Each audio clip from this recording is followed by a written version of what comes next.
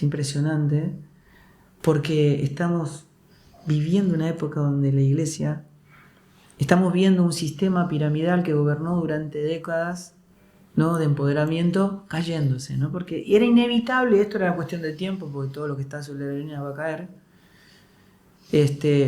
Pero estar yo viviendo de manera contemporánea, con mi propio hijo, ¿me entendés? Mi esposa, mi familia, viendo cómo se desmorona, ¿no es cierto? Y Cristo es levantado, ¿no? Cristo es expresado. Y yo si vos ves mis entrevistas hasta el 2015, yo decía, esto no lo voy a ver, yo estoy trabajando para las próximas generaciones, no, esto no lo voy a ver. Y de repente empezó a pasar, ¿no? Y estamos tratando de tener una visión panorámica de lo que está ocurriendo para ser fiel en todo de lo que Dios nos está diciendo, ¿viste?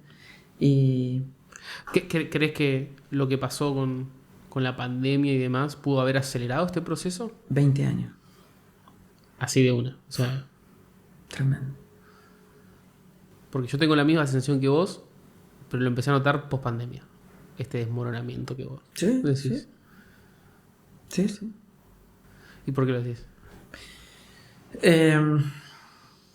Creo que la pandemia lo que hizo fue quitar los sustitutos.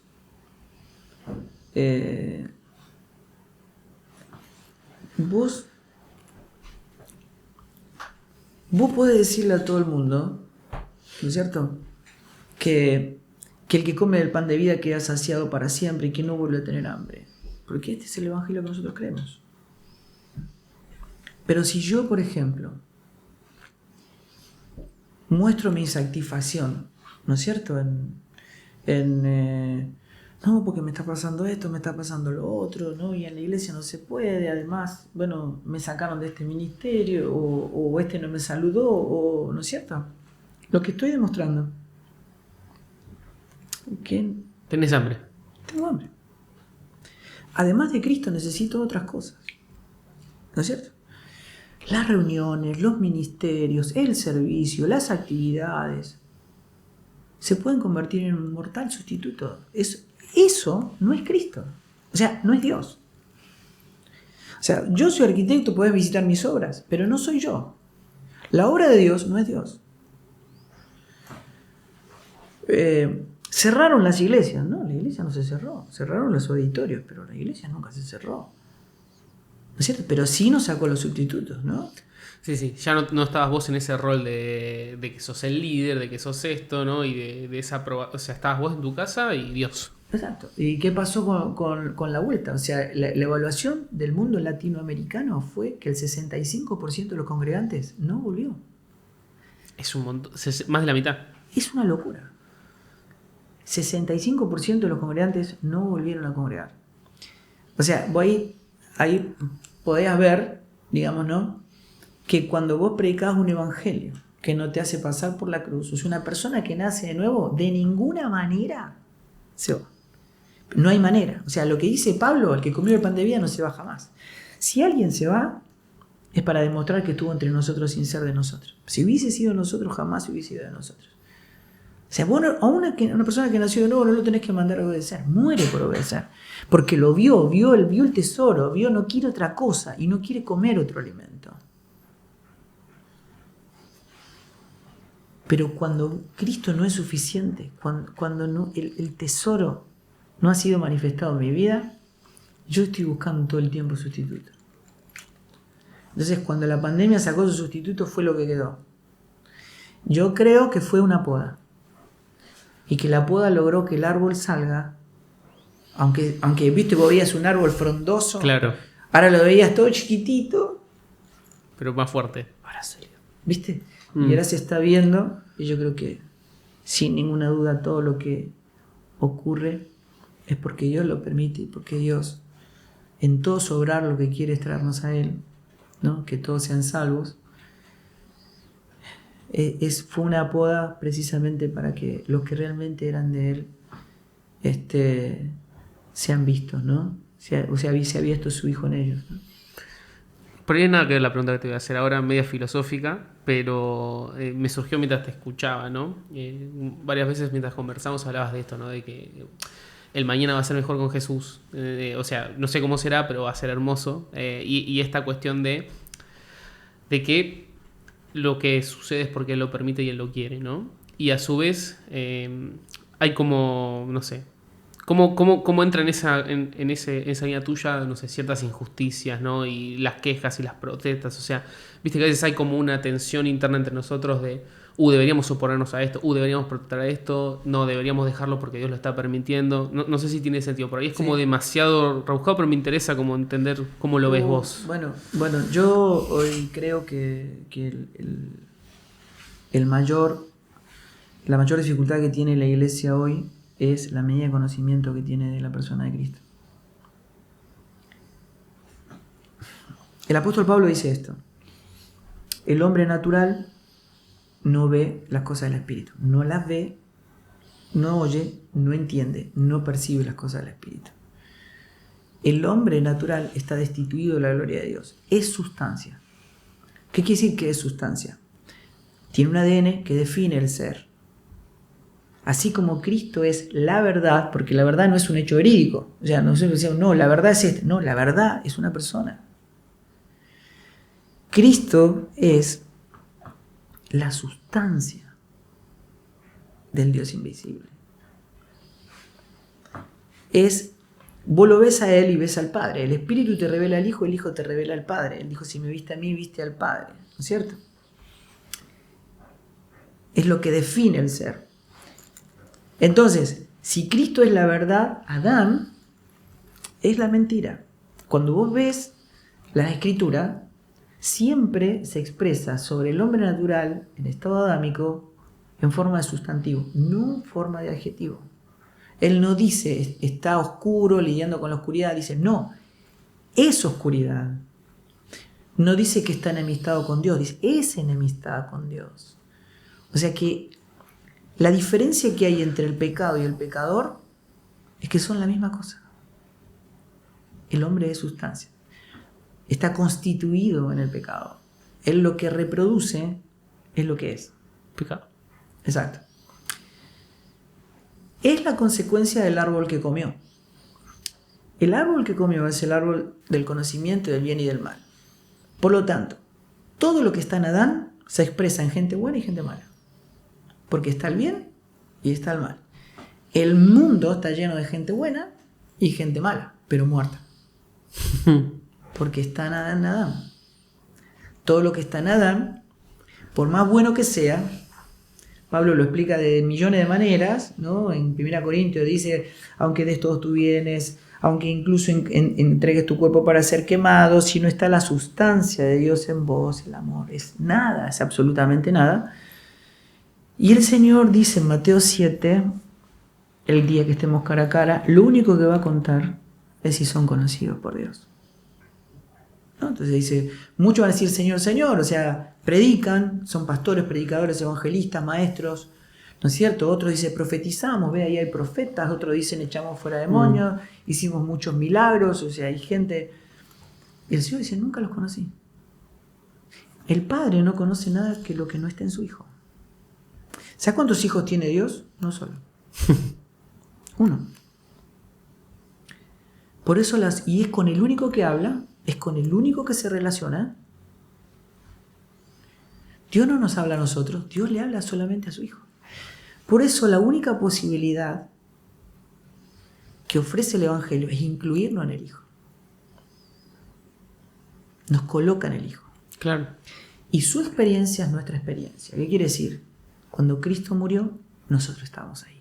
Cuando Él estaba clavado en la cruz, nosotros estábamos en Él. Cuando Él resucitó, nosotros estábamos en Él. Fuimos crucificados, muertos, sepultados, resucitados juntamente con Él. Entonces, cuando el Padre me ve a mí, me ve a través de su Hijo. Él ve a su Hijo. Por eso yo soy santo y vos sos santo, porque estamos en el santo. Somos escogidos porque estamos en el escogido. Somos hijos porque estamos en el Hijo. ¿Está bien? Entonces, ¿qué quiere decir? Que si el hombre no puede ver, porque es la sustancia del pecado, Quiere decir que el Hijo de Dios, que tiene las dos naturalezas habitando, coexisten en nosotros, o sea, el viejo hombre y el nuevo hombre, aunque son completamente opuestos entre sí, se repelen, coexisten. ¿No? Y esto hasta que el Señor nos venga a buscar. Pablo dice, muchachos, la guerra es contra la carne. Tal cual. Por lo tanto, mi estado es este. Yo estoy crucificado juntamente con Cristo las 24 horas para que no sea yo, sino que sea Cristo en mí. La muerte de Cristo es un estandarte, yo la llevo a todos lados para que la vida de Cristo sea manifestada. O sea, la guerra, o sea, olvídate, tu problema no es tu suegra, es tu carne. No es tu jefe, no es tu pastor, no es la iglesia, no son tus hermanos, esos no son tus enemigos. El enemigo es tu carne. ¿No? Y ahí está, Adán. ¿No es cierto? Tu carne, el viejo hombre, el hombre natural, está ahí. El único lugar donde tiene que estar es crucificado, para que la vida de Cristo sea expresada. ¿No es cierto? Esos son en los procesos en que nos introduce el Espíritu Santo de Dios, para modelar a Cristo en nosotros. ¿Verdad? Claro. Así que yo ahora, que entiendo que tengo dos naturalezas coexistentes en mí, lo que el apóstol está diciendo, traigan la realidad eterna a lo temporal. En un sentido real, bíblico, escritural, concreto, Dios no está salvando vidas. Dios no está obrando. Pues somos producto del consumado es. Jesús dijo, la obra está terminada. Entren al reposo del Señor como Dios ya reposa de sus obras. Dios ya reposa de sus obras. La obra está terminada. ¿Y cómo Dios sigue obrando en el ámbito temporal? En el cronos del hombre. ¿Cómo sigue obrando? Enviando cartas. Y nosotros somos esas cartas. Wow. Tienen que llegar las notificaciones. La muerte ya fue vencida. Cristo ya resucitó. La obra está terminada. Todo lo que va a Cristo está salvo. ¿Viste? Pero es así como Dios lo habla. O sea, Dios entregó a su Hijo por cabeza a la iglesia. La iglesia. La plenitud de aquel que todo lo llena todo. O sea, Cristo impartido en vida, siendo vos miembro de su cuerpo y Él la cabeza, es la plenitud de aquel que todo lo llena en todo. Eso está entre nosotros. O sea, vos y yo somos el Jesús del siglo XXI. Es Cristo expresándose en carne y hueso en esta temporada del crono del hombre para que Cristo sea visto y dado a conocer. ¿No sentís igual que por ahí cuando hablas de este tipo de cosas, no sé, estoy pensando en una persona que o está enferma, ¿no? O que está atravesando una situación de dolor y que por ahí ora y le pide a Dios, ¿no? Y yo algunas veces te he escuchado decir también esto mismo por ahí como te vas a volver a enfermar, ¿no? Dios te sana y te vas a volver a enfermar. Pero es como que hay una delgada línea ahí, ¿no? Porque también es como medio raro ver a alguien enfermo y decirle, bueno, Dios quiere que estés enfermo o en su voluntad Él lo permitió y como no le pidamos nada, ¿me entendés? Porque ya está todo. No sé si tiene sentido lo que te digo. Sí, claro que tiene sentido. Te voy a dar dos perspectivas muy breves. Una, si la mala noticia es incorrecta, la verdad es falsa. O sea, si vos, por ejemplo, te doy un ejemplo. Suponete que vos tenés un cáncer terminal y el médico te dice es una gripe. O sea que el remedio que vos vas a tomar no va a atender el problema. Ok. Ahora, suponete vos, por ejemplo, una persona que está en el medio del río, atrapada por las corrientes del río. Nada. Queda siempre en el mismo lugar. Nada. ¿Hasta cuándo? Hasta que las fuerzas se terminan. Cuando las fuerzas se terminan y ya no puede más, no tiene un gramo más de fuerza, entiende la mala noticia. Sabe que la muerte lo va a tragar. La sabe. Entiende. Viene un bote, justo en el momento que la muerte lo va a tragar, y pone un brazo, le acerca una mano. ¿Vos pensás que va a evaluar la oferta? No, para nada. Porque está entendiendo la mala noticia.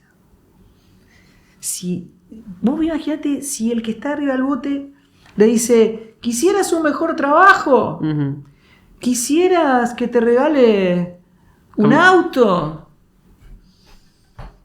¿Qué importancia tiene para ese hombre?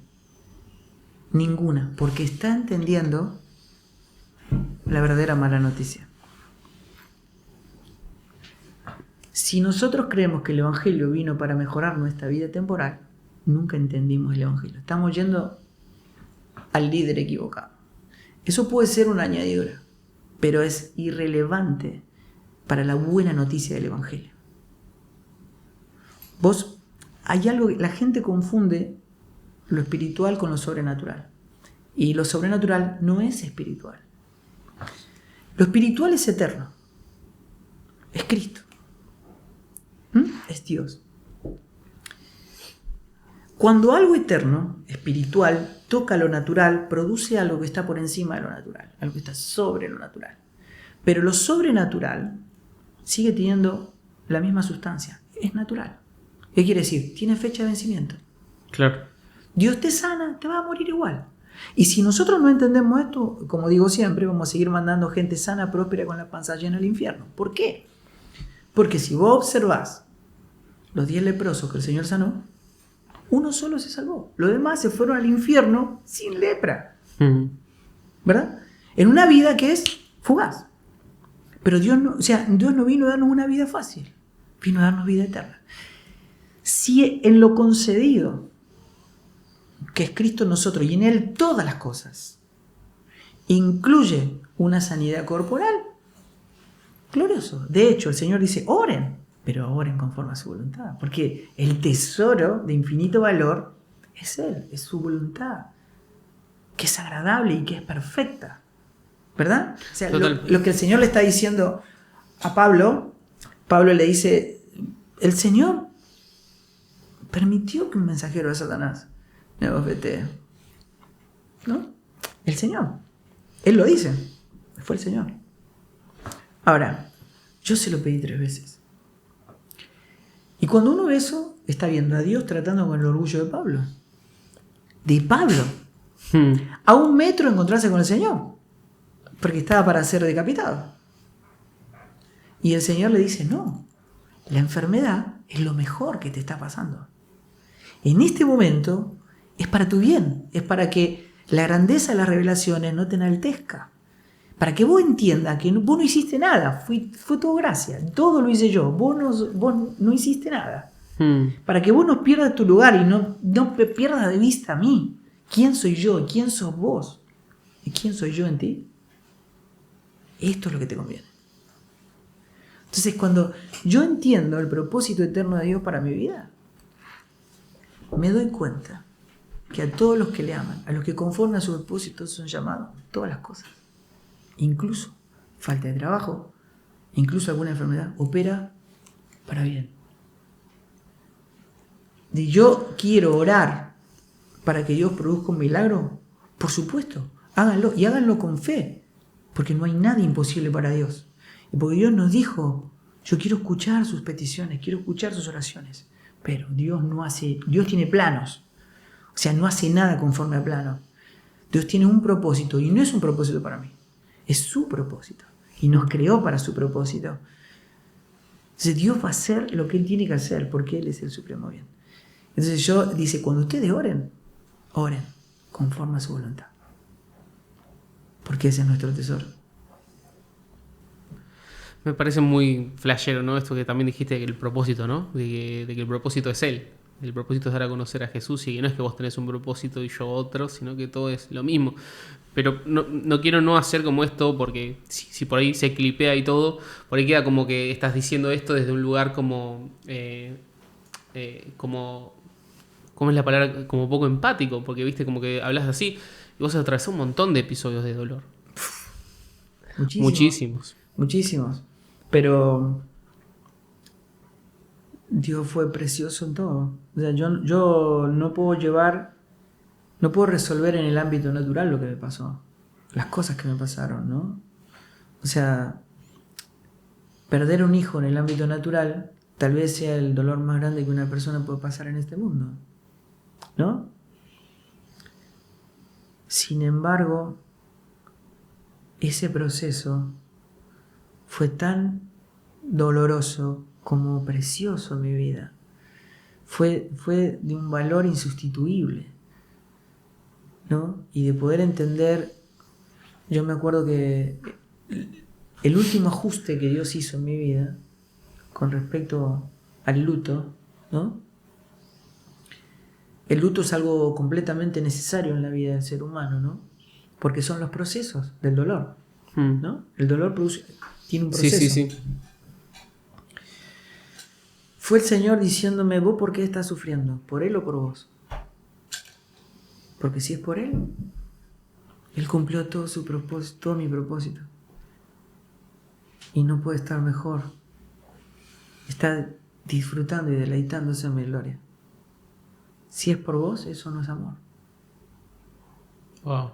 Y ese fue el último ajuste que Dios hizo para que yo empiece a disfrutar la vida de mi hijo vivo en la gloria, expresando, digamos, viviendo en la presencia de Dios lo que Dios es, ¿no? Lo que Dios es en Él. Y pude, junto con mi esposa, ministrar durante más de 10 años matrimonios que perdían hijos. De hecho, mi esposa se fue a trabajar de manera voluntaria a un hospital en la parte de pediatría, ¿no?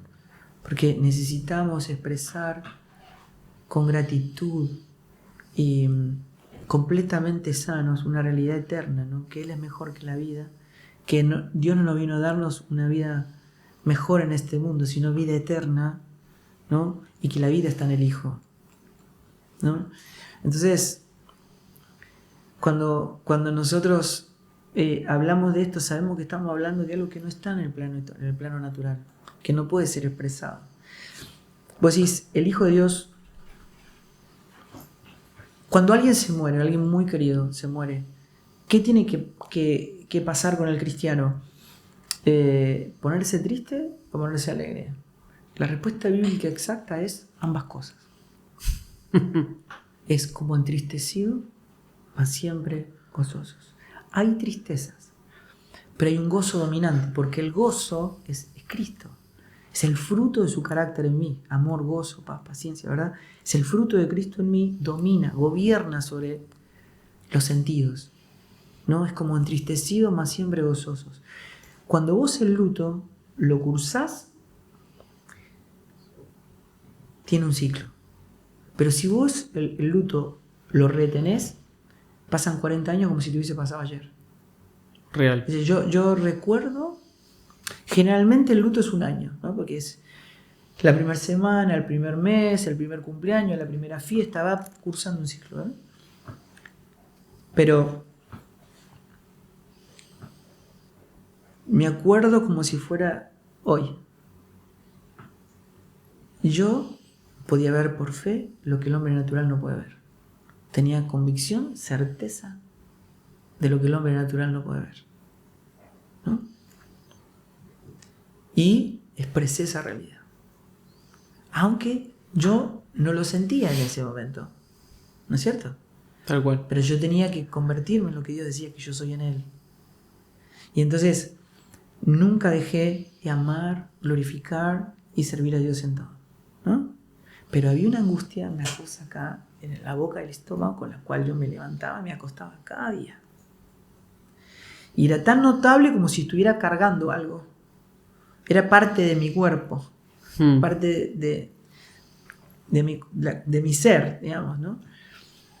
Y me acuerdo un día hasta la posición en que estaba acostado, la forma en que me levanté, me acuerdo que me levanté y dije, uy, no está más. Se fue. Wow. Me acuerdo el día que el luto cumplió su ciclo. Y esa angustia se fue. Y es necesario, porque el proceso, Dios, todos somos gentes en proceso, personas en transición. Y cuando ese proceso es el conocimiento de la persona de Cristo, cumple ciclos y no podés volver nunca más atrás. Pero nunca más. O sea, vos anhelás lo que queda por delante, ¿no? Y desde esa sanidad y de esa plenitud es que pudimos expresar que la voluntad de Dios siempre es agradable y es perfecta.